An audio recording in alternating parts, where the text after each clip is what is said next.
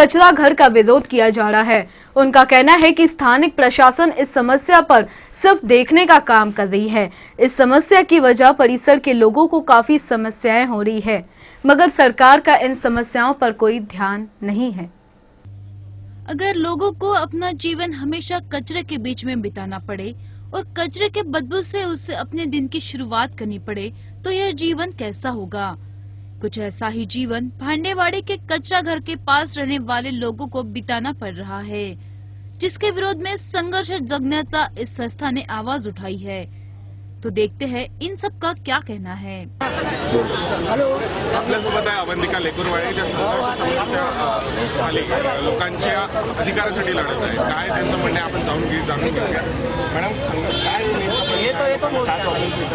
काय सर, विषय असा आहे की नागपुरात एवढी मोठी लोकसंख्या आहे आणि नागपुरातील एवढा सर्व लोकसंख्येचा संपूर्ण कचरा ग्रामीण आणि गरीब जनतेच्या डोक्यावर आमच्या भागात भांडेवाडी आणि बिडगावमध्ये आणून टाकला जातो। कंपोस्ट डेपोच्या नावाखाली गरिबांच्या आणि शेतकऱ्यांच्या विकासासाठी घेतलेली जागा अवैधरित्या कचराघरासाठी वापरल्या जाते। या कचराघरामुळे जवळपास आजूबाजूच्या परिसरातील 25,000 जनता त्रस्त आहे। रोगराई पसरलेली आहे। अनेक प्रकारचे रोग, प्रदूषण, जलप्रदूषण, वायू प्रदूषण त्या भागामध्ये पसरत आहे। या कचराघरामध्ये कचरा व्यवस्थापन नाही, लिचड व्यवस्थापन नाही, कोणत्याही प्रकारचे व्यवस्थापन नाही, संरक्षण भिंती नाहीत आणि अनेक प्रकारच्या समस्यांनी या परिसरातील लोक ग्रासलेले आहेत।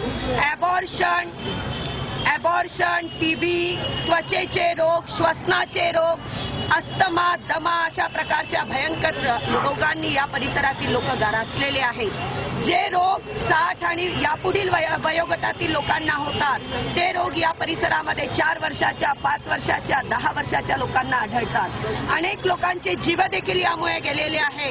अनेक मुलांना मृत्यूला कवटाळावं लागलेलं आहे, परंतु तरी देखील शासन याकडे लक्ष देत नाही।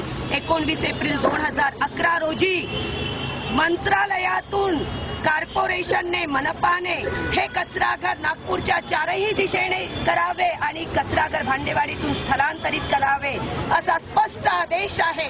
असं असताना देखील मनपा आणि आपला प्रशासन या आदेशाची अंमलबजावणी करत नाही। संघर्ष समितीच्या माध्यमातून लेकुरवाडे यांनी एक चांगला प्रश्न मांडला। यांचं म्हणणं असं आहे की जर सरकारने याकडे लक्ष दिलं नाही तर आम्ही सरकारची जी कारवाई, जे काम जिथे चालते त्या गाड्या, सरकारचे जे कचरा फेकण्याच्या ज्या गाड्या आहेत ते काम होऊ देणार नाही। कॅमेरा पर्सन जितेंद्र खापरेसह मी प्रकाश सोनवणे, नागपूर।